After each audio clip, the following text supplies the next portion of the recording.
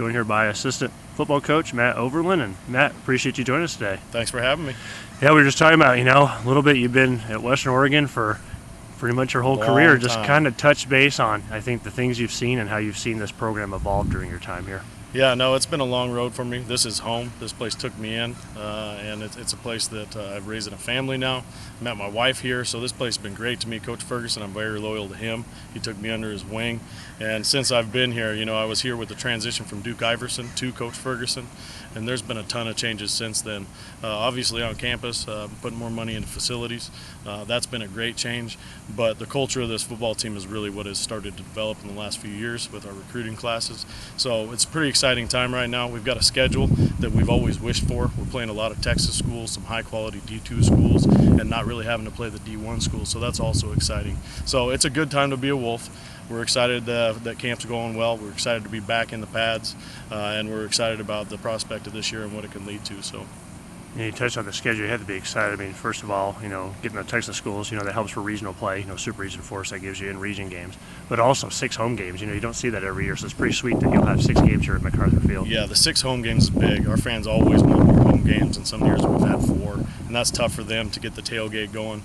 But it's really nice to just play in front of our fans, and we've got more games a little later in the year at home this year. So usually our early games at home, school's not in session, so there's not as many people. So we're really excited about having those games here home late, but those games that we're going to Texas, and we've got one in New Mexico, I believe, it's going to be fun. And so we've always looked up to those Texas teams because they play a good brand of football and a good brand of football that we respect. So going down there and playing them multiple times and having them come up to our home is something that's pretty exciting for us.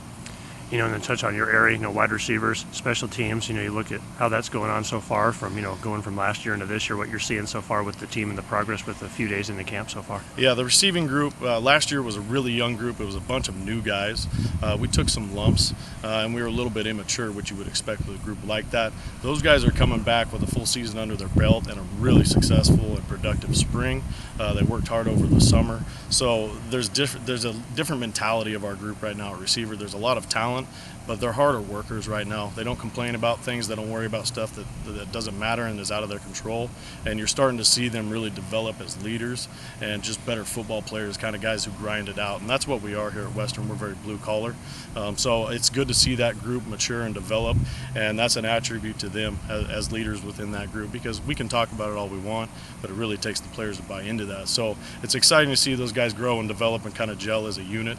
As far as special teams goes, we talked this time last year, and we had a bunch of young guys in that signing class that we were excited about, and most of those guys ended up playing as true freshmen. So there was a point last year where our kickoff team was 10 true freshmen, and that was really exciting to see. It was scary, but really exciting at the same time. So those guys all have been in the fire, that special teams unit, and those guys are back and ready to rock. So it's not starting from the ground up, it's building off of the success they had last year, and we had a lot of success in some key areas on special teams. So we got those guys back. We've got a couple freshmen this year coming in that we're excited about and we need to evaluate.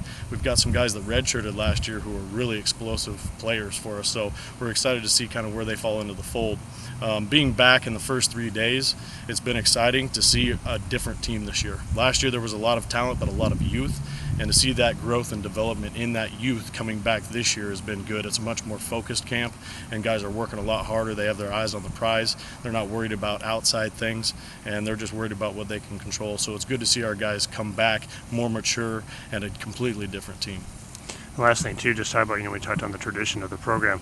How is it for, the players coming up? They see like Tyrell Williams in the league, and Slowey, who's on staff, who's been there. I mean, how much does that give them incentive to buy into, going, hey, this guy's doing really well in the league, and we've got a guy on staff there too. I think that helps you guys probably as coaches to help them buy in with that too. It absolutely does. In D2 football, a lot of people don't realize it, but there's a lot of really good football players in D2 football, and a lot of guys end up coming out of D2 football into the NFL or arena and higher levels of play. So to have a couple guys come straight from our program does help, and those guys see those guys have success and they can learn from them. Those guys both give a lot back to the university. Tyrell comes back and talks and puts on clinics, so those guys being able to interact with those 2 individuals is really helpful for them, and it just shows that this place is important to a lot of people. So guys don't leave here and just disappear.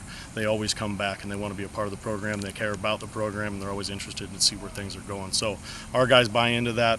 They want to give back, and they're pretty selfless in that sense. So So I think that always helps with a good football team. All right, Coach, we really appreciate you taking the time today, and we look forward to catching up with you throughout the season. Awesome. Thanks for having me. Go Wolves.